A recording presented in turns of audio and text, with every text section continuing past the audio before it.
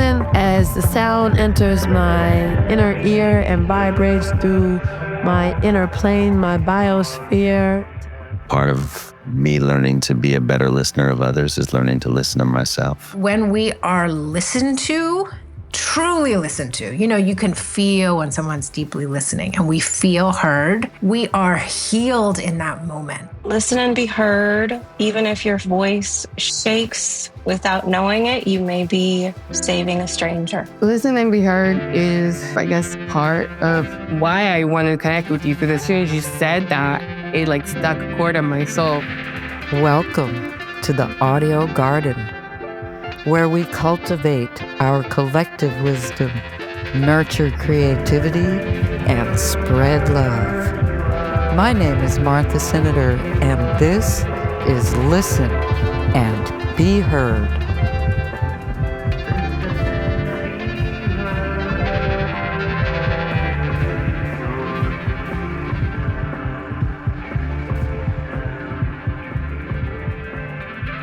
Welcome back, my friends.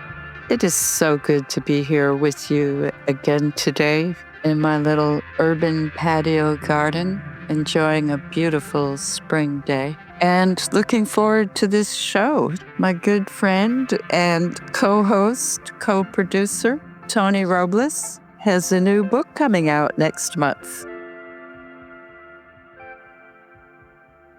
It's called Soup for the Storm. Later in the show today, we're going to hear from the Mills Slocum Quartet, which appeared recently at the National Jazz Museum in Harlem. But as always, we'll start with a poem. And this one is from Tony, who was in Waialua, Hawaii, and experiencing the storm and the aftermath of the storm. Island people in this mountain town. They weave through currents and curves, navigating every twist of road and thought. Island people from Micronesia, creating islands with their hands, islands of generosity in a womb of humility, silenced. Sharing roast pig and rice and taro and the gift of their music carved into the mountains. The island people traveled the twisting path of the mountains, navigating as their ancestors did across seas, leaving behind songs and poetry in the skin of trees and the hues of 10,000 jagged flowers.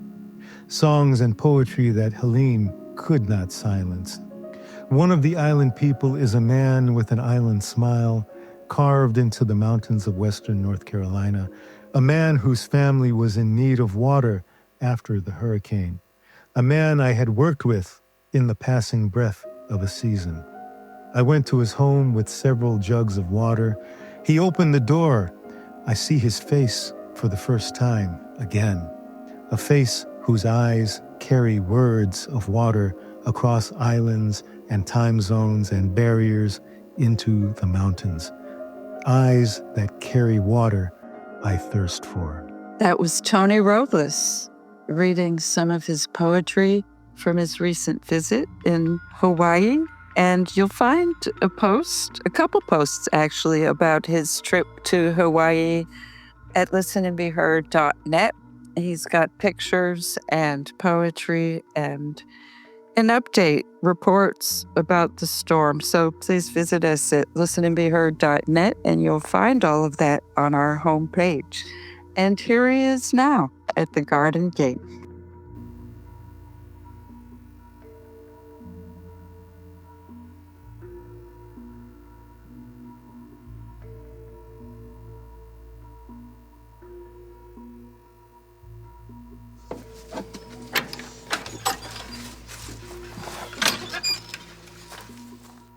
I met you in the Bay Area in the early 2000s. I got to meet your Uncle Al, and that was a great night. And so we have this history. You were already established on your own as a poet in the Bay Area.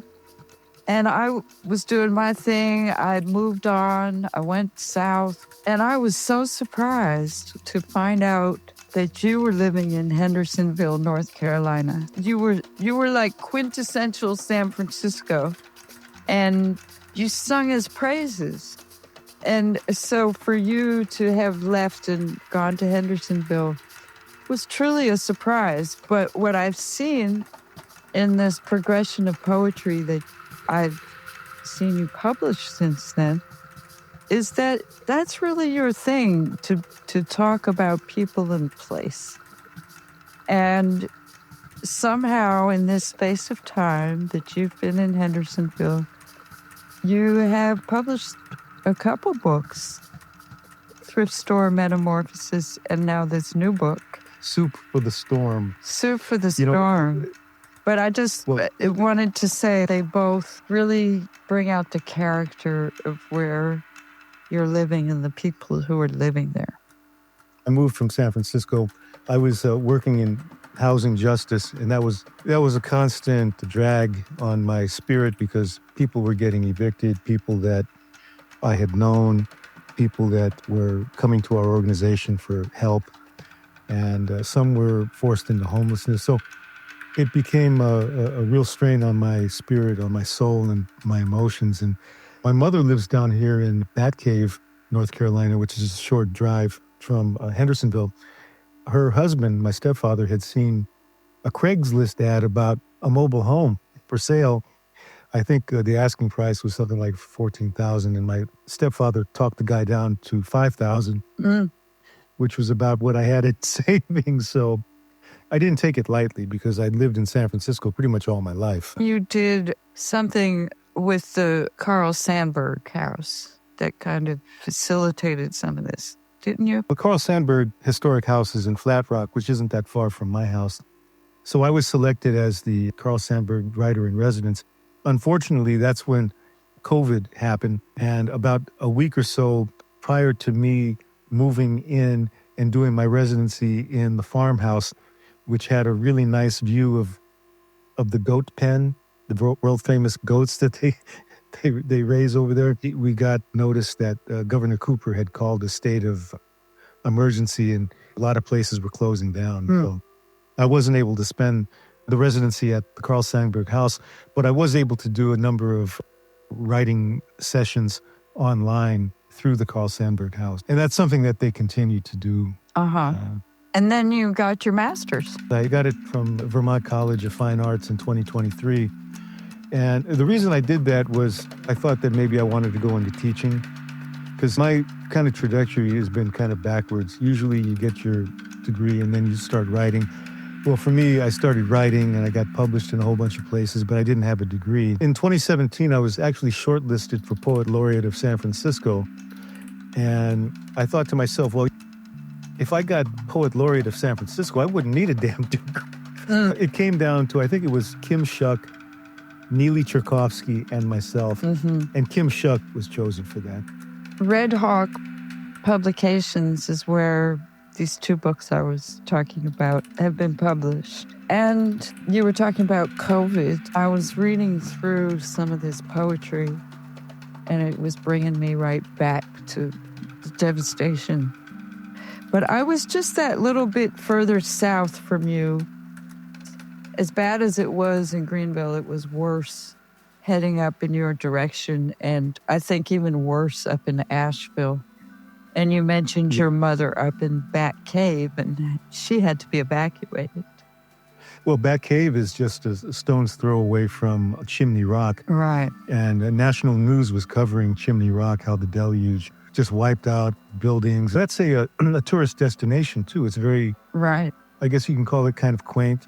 Stores along the side of the road, right. Shops and things like that. And I know people, in fact, I have a coworker. He's from New Orleans. He moved out here because of Katrina. There's a poem about him in your book. Oh, boy. Bobby has a sunburnt smile and skin that has simmered under the Louisiana sun. Fled New Orleans after Katrina, delivers wheelchairs and commodes and hospital beds to those who cannot flee. Tobacco burns his tongue as he spits a string of brown phlegm out the window. It hits the ground and sizzles like pieces of regret. Speaks of little league dreams and a father in the distance, with nothing but grass between them that he cut over and over again. He can't flee the silence between them. Helene visited and created a wide, empty space around his home, fallen trees and flooding, wide spaces between he and his neighbors, which he closes by offering the splintered song of his hands as he spits out another wad of tobacco. So that was about a fellow that I work with, and he told me about kind of this distance that he had with his father, and that he would go to his father's house because they weren't living together. They weren't living in the same house. And he would mow the grass. And it was kind of metaphor for me because the relationship was kind of stunted. And the cutting of the grass to me was almost like the relationship never had a chance to grow. But in the distance when Helene hit, there were these wide distances caused by the damage, wide distances between Bobby and his neighbors. What he does with his hands in trying to work and trying to mend bridges and closes the distance so that there's, I guess, what you could call redemption for not having that relationship with his father. That was like a little lesson maybe for how people can think about poetry a bit. Yeah, thinking in metaphor, thinking in patterns. When I mentioned this to Bobby, he thought it was kind of weird. He kind of laughed when he was relating the story about cutting the grass and him and his father being so distant. I said, the grass is kind of a metaphor, wouldn't you think? I said that your relationship never got a chance to grow. You know, it's like cutting the grass. It never grew. And you were just going back and forth. But like Bukowski hated lawns. He didn't like lawns. He said that people gravitated towards lawns and wanted a lawn because it didn't bother them. The lawn is it just sits there. It doesn't challenge you. It doesn't. Yeah, right. You can walk all over it. I was talking about all your poetry of place and people, and yet there's this one, well, I guess it is about place, but it's maybe more of one of your esoteric poems that I really loved called Swananoa. Yeah, I work in a warehouse in Hendersonville, and one of the young ladies that I work with is from that area, Swananoa in Bakersville. And it got totally washed away. I mean, there was a lot of damage. And so I never really spent a lot of time in Swananoa. I mean, I just in passing, but knowing the people from there and who've been there just gives me a sense of what the place is. It got heavily damaged. I mean, I would go there through Swananoa. It was just through passing, like going on the way to somewhere else. But I would stop to get gas, and I saw a guy. I thought he was a Filipino guy, and I say, "Hey, brother, how you doing? You Filipino?" Man, I said, "No, I'm Cambodian, man." He kind of had this vibe, and I talked to him a little bit. He says he'd been in Swananoa for about 15 years or so. So I don't know. It's just not having spent time. I try to pick up things from people that have been there, and just maybe the overall feeling that I have. And plus the name of it, Swananoa. There's this, it just kind of conjures up this feeling. It's kind of a lyrical name. Yeah. Swananoa. It kind of flows like water. So that's what I was trying to get at with the poem. Swananoa. The sound of it slides off the tongue. The thought leaves a bite mark where the brown water and mud made its way onto skin, sliding into a place quiet with splinters. It's kindling a sibilance of water's rage in the endless throat of night. I'm Tony Robles, co-host of Listen and Be Heard. This is Listen and Be Heard Radio. Bakersville. Remember passing through a small town, a post office, a few buildings, a restaurant with a few tables, a red and white checked tablecloth, salt and pepper shakers that could tell by the lift and drop of your wrist if you were from here or from there. The waitress wiped the tablecloth clean. Granules fell somewhere, and Helene came, whose hand wiped across roads, streets, buildings, and into memory. A small town I'd have forgotten if not for a girl, a co-worker who was born and raised there, whose hands gathered clothes, blankets, food, and love to send back home on a pallet of scuff marks and splinters, hieroglyphics of the heart's deep chambers, en route to a place called Bakersville, a place I'd visited once, whose restaurant had salt and pepper shakers and a red and white checked tablecloth. How is it So- now around there? Like, I haven't driven by there, but the guy that I did the other poem about from New Orleans, Po' Boy, I was there with him on a delivery from my job. And we were actually at that restaurant. I actually took pictures of the restaurant. I don't know if it's still there. I mean, it was an extremely small town. I don't know if they had any more than 6 or 7 buildings there. There was a post office. It was very, very small, but I just remember it was a hamburger and they gave us tater tots. And I remember the white and red checkered tablecloth. And I remember one of the girls that we work with, that's where she was from.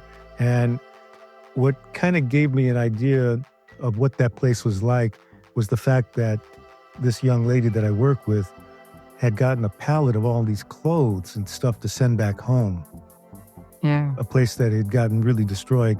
But she was able to get all these donations on this huge pallet of clothes and food and all these other things, right?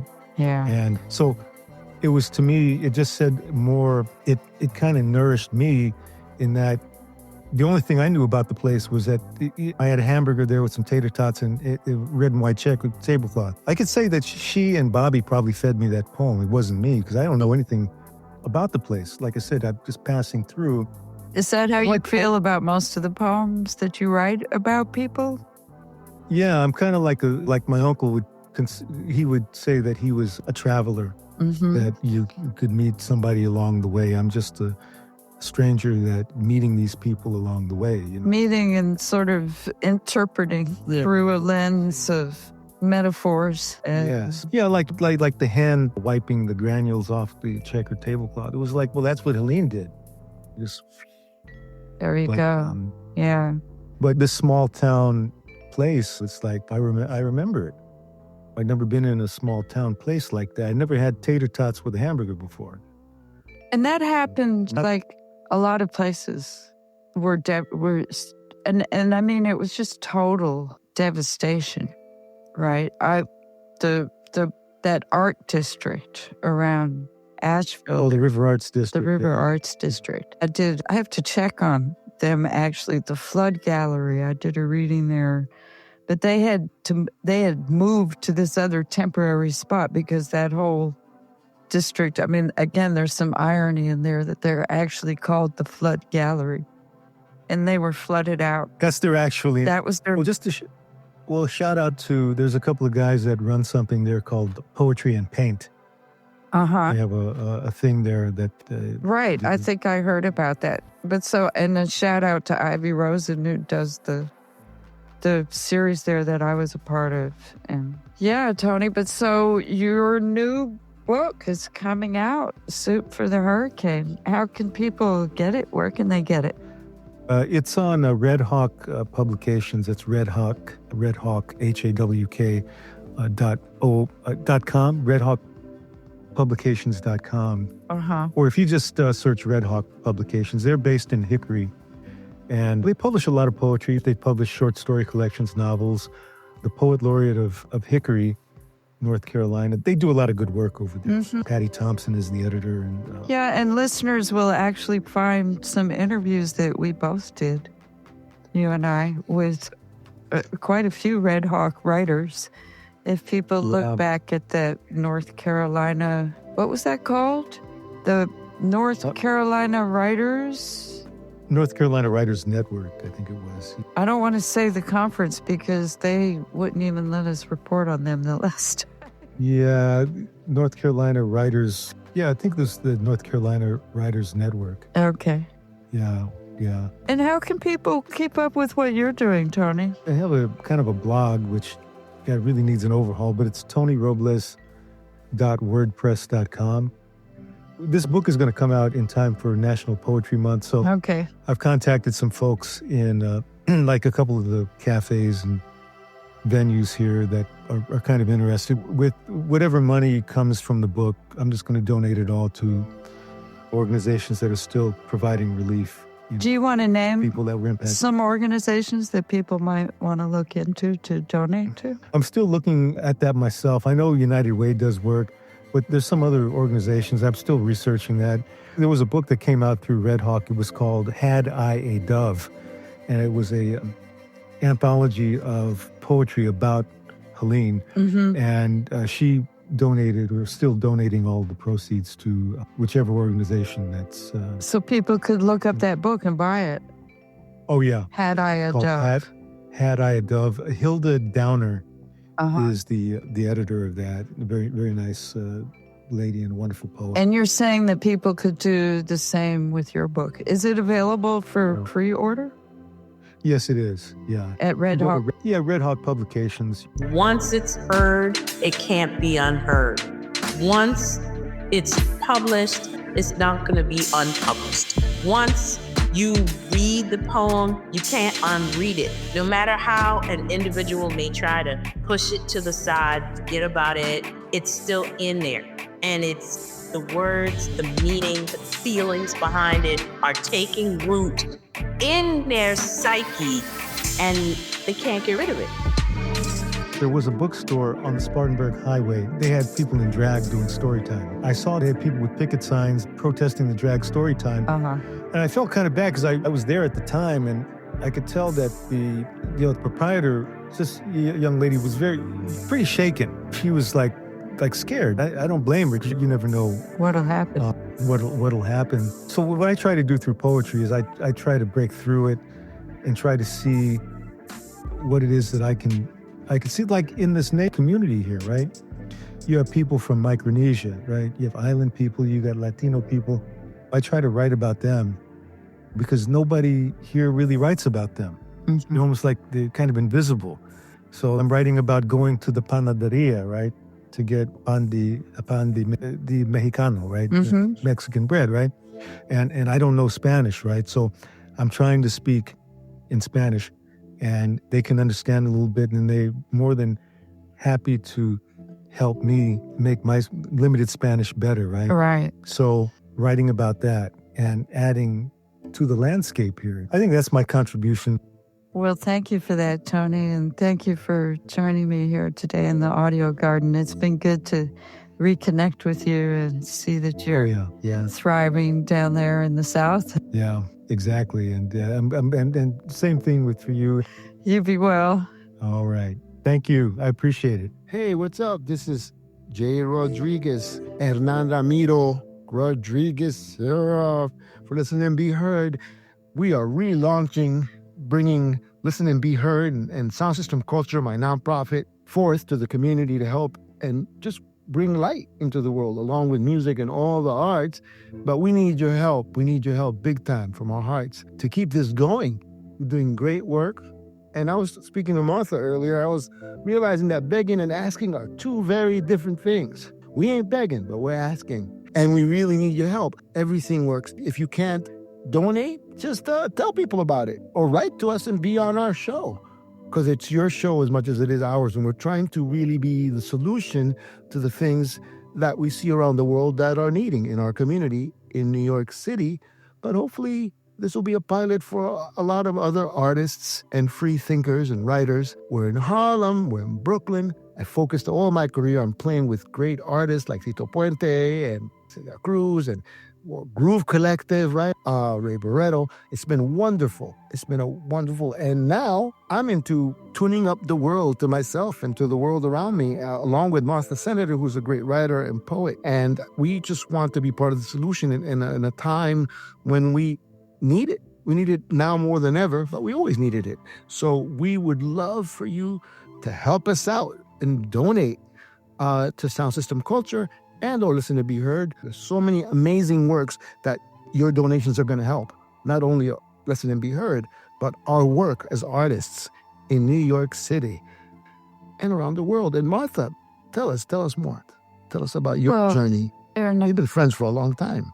we've been friends since the 90s. That's right. I think we started collaborating at Listen and Be Heard, the open mic at the University of Missouri.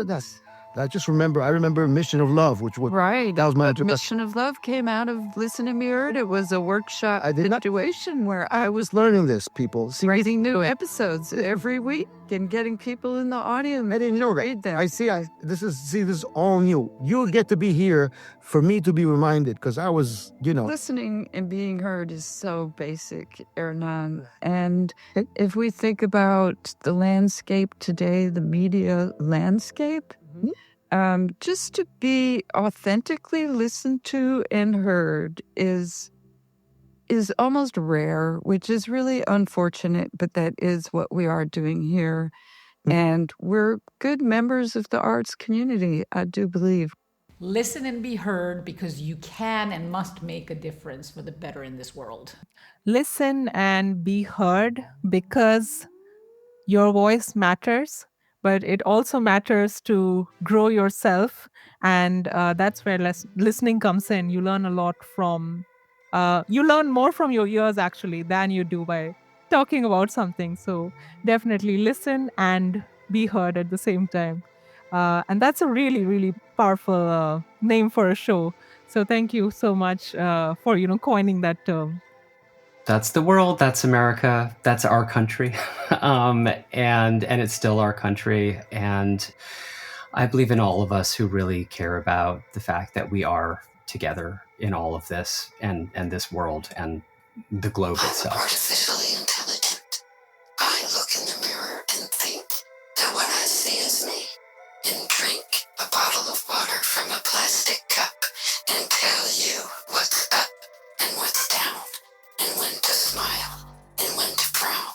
And I look in the mirror and think that what I want to see is me, and I drink a bottle of clean fresh water and decide that I'm pretty and sticky sweet, and I drink some more water from a plastic cup because I'm so thirsty.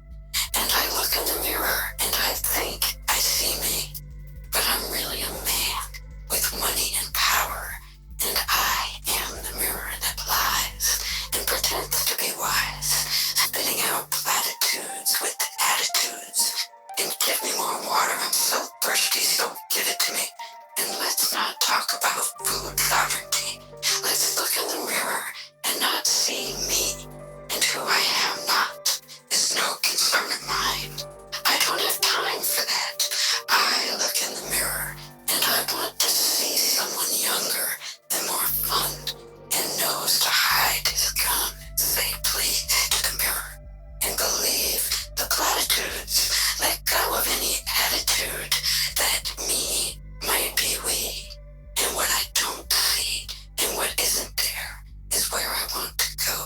But I don't know anything, but I'm really thirsty, and that was important to me. Listen and Be Heard is a radio program that's part of the Pacifica Radio Network. We focus on writers of all genres: poetry, children's, memoir, fiction, creative nonfiction.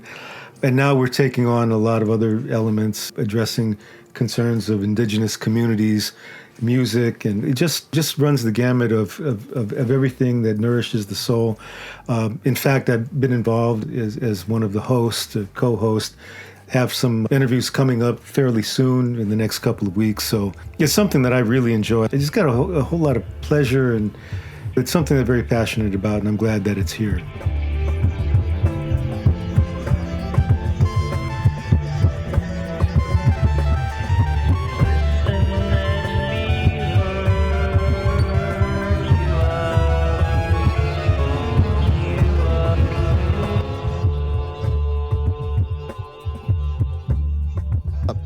Hernan Ramiro over here, formerly J. Rodriguez.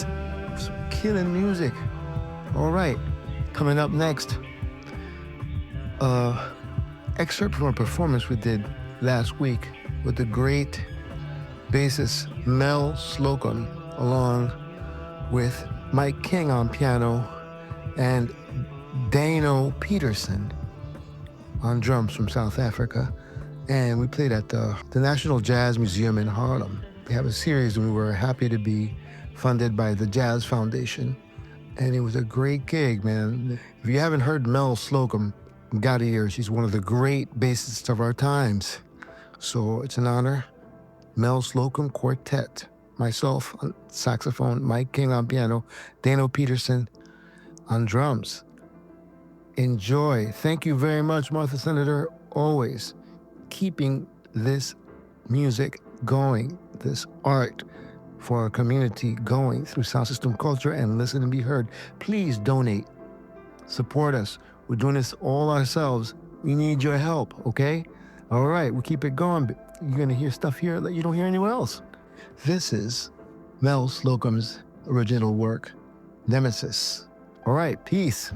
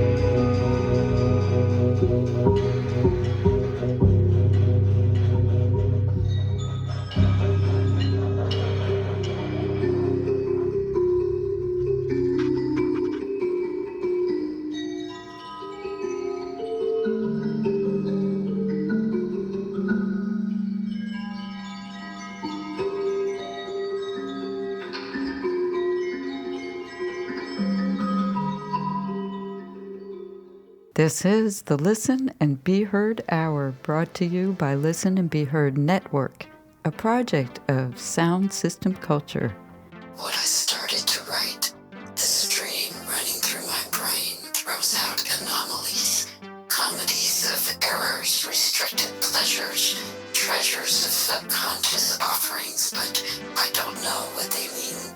It seems my coffers of support and encouragement were running on credits toward spent fuel, which I thought of first and fashioned into a larger thought that has presented itself like a cop blocker of what I prefer to disassociate from, which I can't write, changing from double C to double S, and I confess that I have no idea what I am talking about.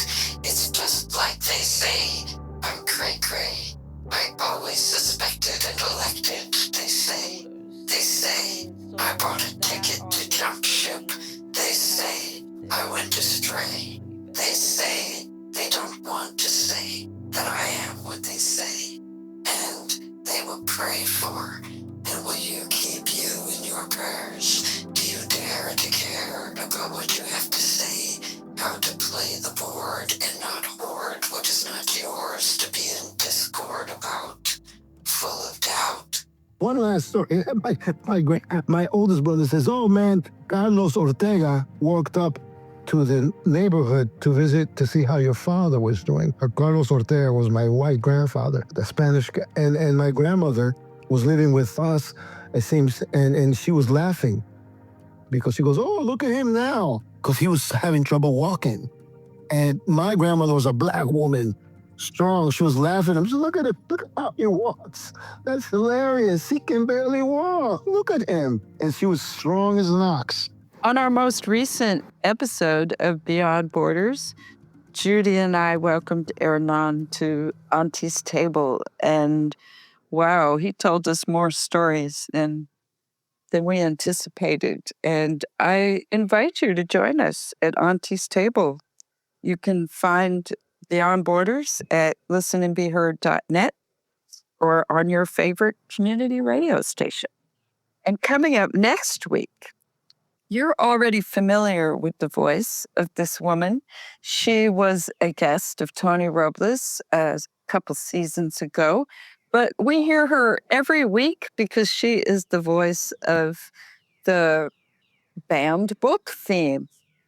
And I'm so excited to welcome her next week to talk about her new children's book. I got next. Now come with me, play with me. There's beauty all around to touch and feel.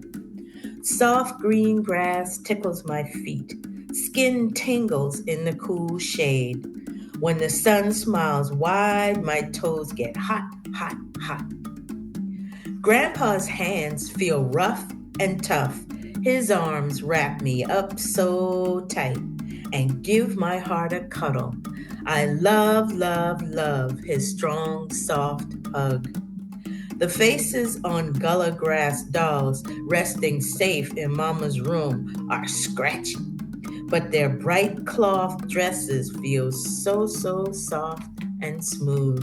Can you feel that? That was Yvette Murray reading from Celebrate We, Gullah Geechee. And she will be my guest next week in the audio garden. And I've been enjoying my little patio space back here off of my kitchen in my new home here in Harlem, New York City. And I have big dreams for this little patio. It is quite a downsize from the 6.5 acres that I was managing. And I sometimes miss my animals. I really do, especially Bobo, my dog. But what I've been enjoying in the coming of spring is hearing all the birds, which remind me that even though I also hear sirens and airplanes and all sorts of city noises, I have been hearing almost hawk-like sounds, which I suspect are really blue jays, but I'm not sure. And I have a dove that's been visiting me, and I see lots of robins as well. And it's just good to remember that even here in the city, we are part of nature, and nature is surrounding us and poking its way through the cracks of concrete. And what I've been doing back here is actually pulling up some of the bricks that paved this patio and sprinkling seeds where I'm pulling them up. And so I have some herbs, some flowers, and some hopes that soon it won't look so drab back here. And there are some positive signs. I actually planted some garlic bulbs in the middle of winter, and they're sprouting. And I planted a blueberry bush a few months ago, and I see some little buds, as well as a chokeberry is actually leafing out already. And the people who lived here before must have planted bulbs, because I also have some tulips poking up, although they haven't actually blossomed yet. So that's my little garden report. And I hope that all of you are doing a little bit of gardening too. And I would love to hear about it if you are. And there's always a good reason to garden, to know how to grow a little food, and just be aware of the part that we play in our food supply, why we grow, why other people grow, what grows around us in our region, what is still going to be available if our supply chains break down. I think about all of these things. And so I am trying to grow food back here in my little patio. I'm going to leave you with a few words of wisdom from Laura Langnick, author of Agricultural Resilience. And I'll see you next week. The whole food system produces a pretty significant proportion of greenhouse gas emissions. Let's talk about in this country. Okay. And when we waste food, we are wasting all of the resources that were put into creating that food and getting that food to your supermarket. And all of those resources have associated greenhouse gas emissions.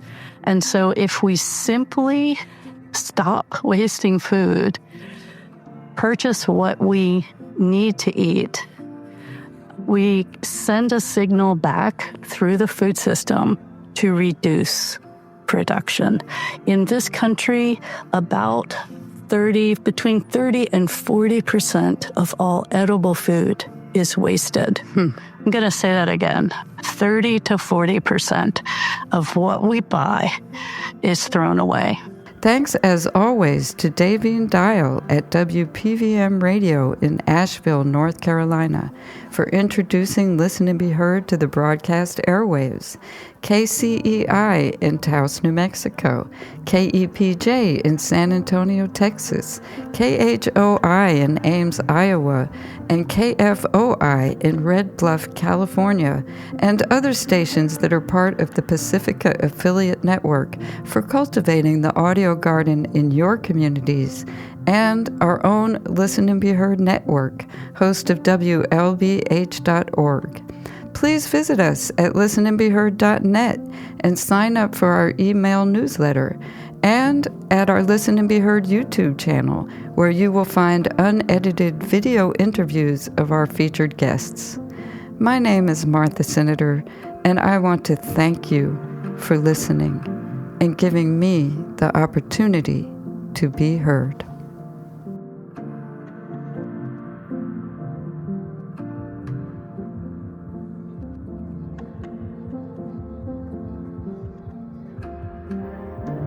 We're promoting people who are spreading the kind of messages that we need to hear. We're promoting authors and poets and spoken word artists. Really? And giving them a platform. And I so believe that what we're doing is so basic to the quality of our lives. And that's why I feel good asking, as you say, not begging, but asking our listeners to support the work that we're doing. I feel like we're doing something a bit different, having to do with this kind of free-form understanding of how the arts enables our community to heal, in the sense that they have a place to be able to be heard. And one of the things that I learned with you is that listening and hearing are two different things, right? We offer a place for authors to come and actually speak about their book with someone who has actually taken the time to read it, which means they've taken the time to deeply listen to the message of that book and to bring it forth, help to bring it forth with the writer by talking about it, and not in a superficial way because somebody handed us a press release. Right.